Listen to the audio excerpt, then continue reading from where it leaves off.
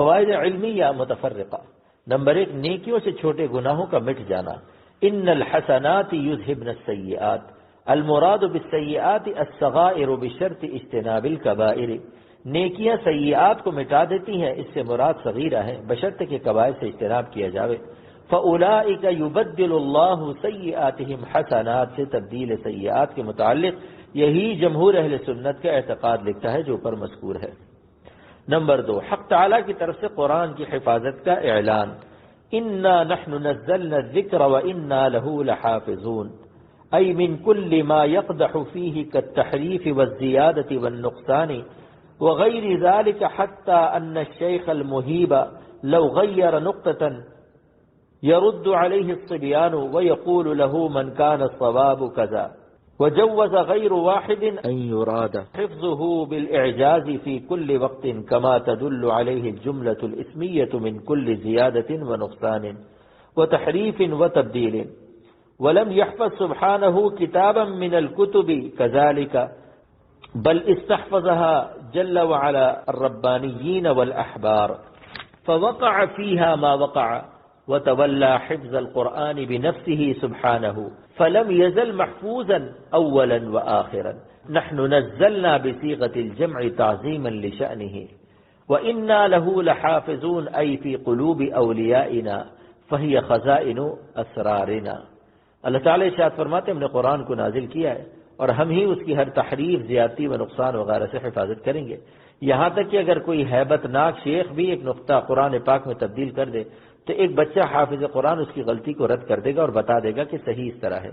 چونکہ جملہ اسمیہ سے حفاظت کا وعدہ، اس لیے قیامت تک قرآن پاک کے الفاظ اور معانی میں تحریف نہ ہو سکے گی۔ قرآن پاک سے قبل کسی آسمانی کتاب کا اللہ تعالیٰ نے حفاظت کا ذمہ نہیں لیا تھا، بلکہ ان کی حفاظت وقت کے علماء اور احبار کیا کرتے تھے، لیکن قرآن پاک کی حفاظت کا ذمہ حق تعالیٰ نے اپنے ذمہ لے لیا، اس لیے ہمیشہ محفوظ رہے گا اول تا آخر۔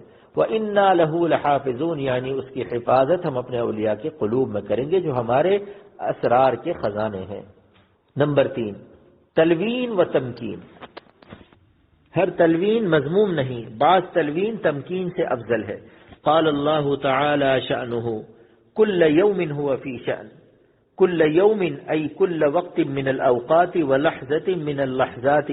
وأخرج البخاري في تاريخه وابن ماجة وابن حبان وجماعة عن أبي الدرداء من النبي صلى الله عليه وسلم أنه قال في هذه الآية من شأنه أن يغفر ذنبا ويفرج كربا ويرفع قوما ويضع آخرين۔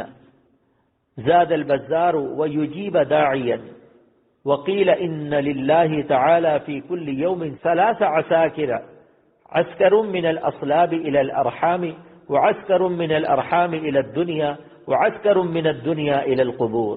والظاهر أن المراد بيان كثرة شؤونه تعالى في الدنيا، فكل يوم على معنى كل وقت من أوقات الدنيا۔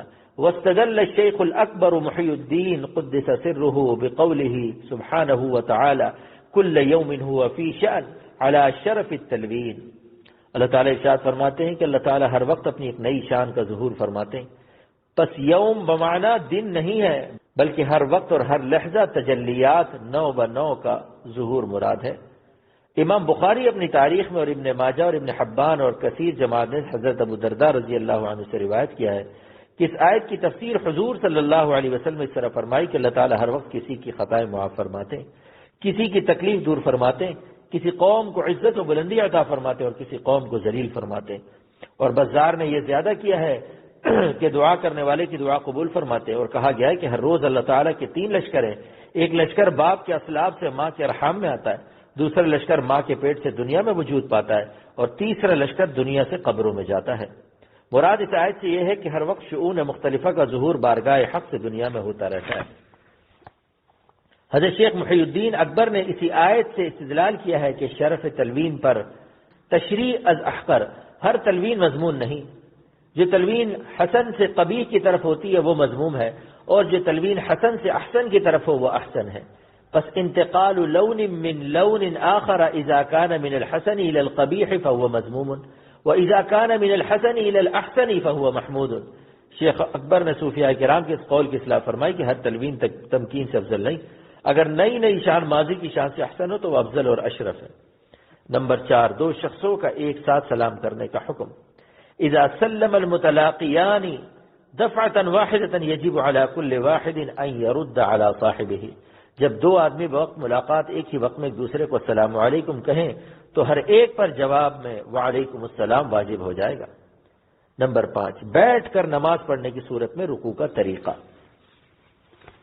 جب کوئی بیٹھ کر نماز پڑھے تو رکوع میں کتنا جھکنا چاہیے؟ اس مسئلے کو نہ جاننے کے سبب اکثر لوگ بالخصوص صاحب توند بلا وجہ مشقت اٹھاتے ہیں اور بہت زیادہ جھکتے ہیں کہ پیٹ دبنے لگتا ہے.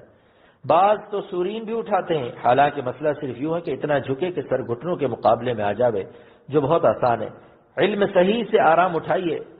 فَإِن رَكَعَ جَالِسًا يَنبَغِي أَن يُحَاذِيَ جَبْهَتَهُ رُكْبَتَيْهِ لِيَحْصُلَ الرُّكُوعُ وَلَعَلَّ مُرَادَهُ انحناء الظهر عملا بالحقيقة لا أنه يبالغ فيه حتى يكون قريبا من السجود. نمبر 2 سجدہ کرنے کا مسنون طریقہ.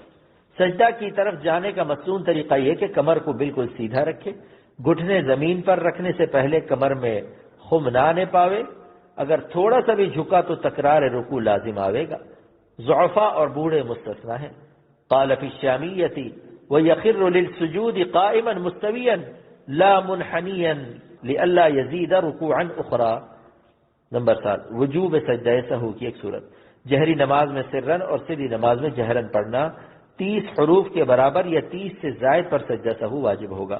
بس 29 حروف تک سجدہ سہو واجب نہیں ہوتا اور 29 حروف الحمدللہ سے الرحمن تک ہوتے ہیں.